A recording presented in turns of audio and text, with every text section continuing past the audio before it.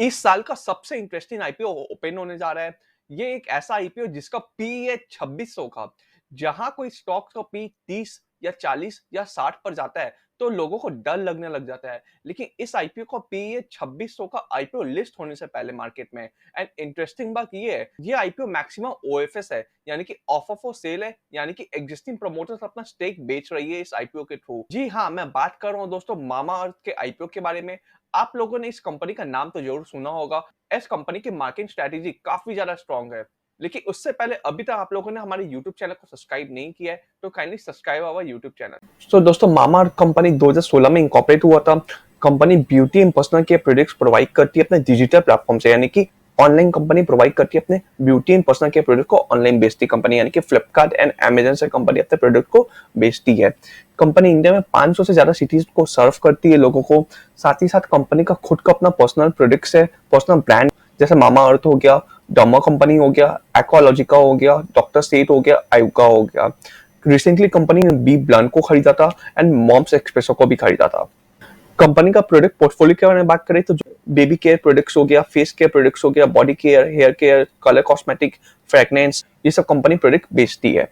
अगर स्ट्रेंथ के बारे में बात करें कंपनी का, तो बिल्डिंग इनोवेटिव प्रोडक्ट्स, यानी कि नए नए वैरायटी ऑफ प्रोडक्ट्स कंपनी लगातार मार्केट में निकाले जा रही है। साथ ही साथ कंपनी का बहुत सारा डिस्ट्रीब्यूशन चैनल है, यानी कि जिसके थ्रू कंपनी माल बेचती है अपने कस्टमर को नीड को केटर करने के लिए, ऑनलाइन भी और ऑफलाइन भी।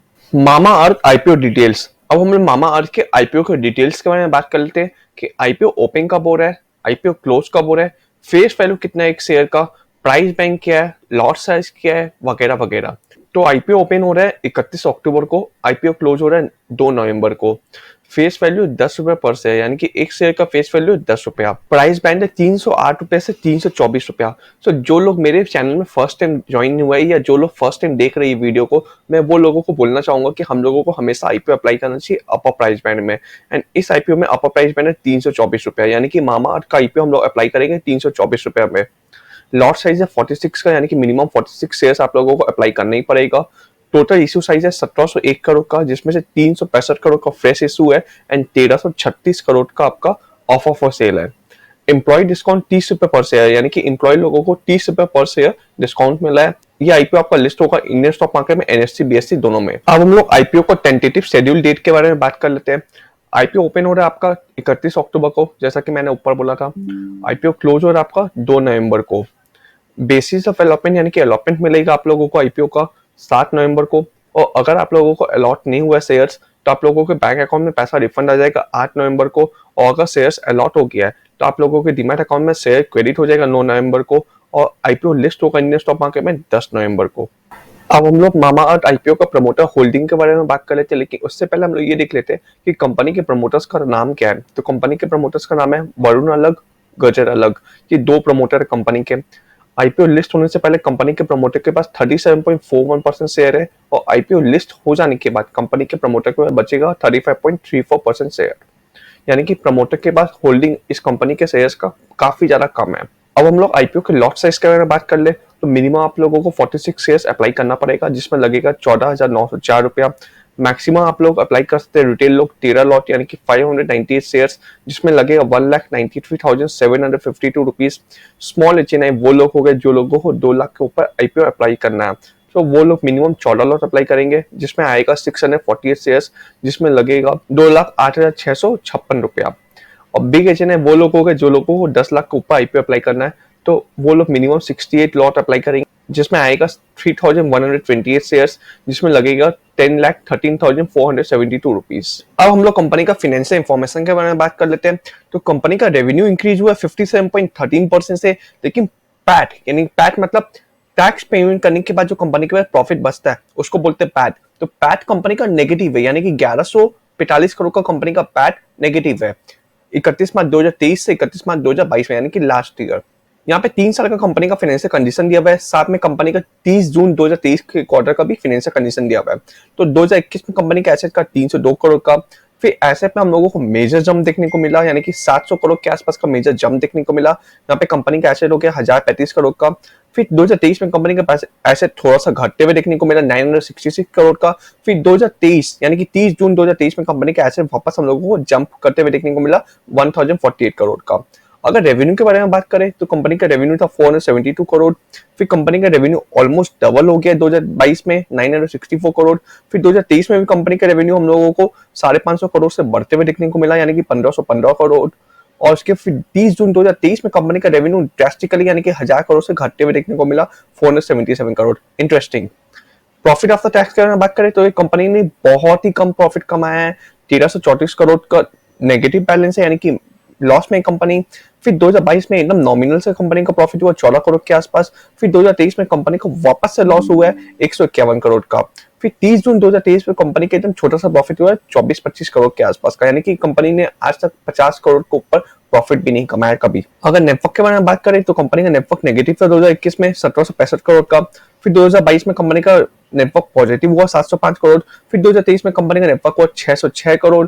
फिर 30 जून 2023 को कंपनी का नेटवर्क हुआ 638 करोड़। रिजर्व सरप्लस के बारे में बात करें तो कंपनी का रिजर्व सरप्लस रेगुलर आपका कंटिन्यूअस नेगेटिव में रहा है 1087 करोड़, फिर 1323 करोड़, फिर 1290 करोड़।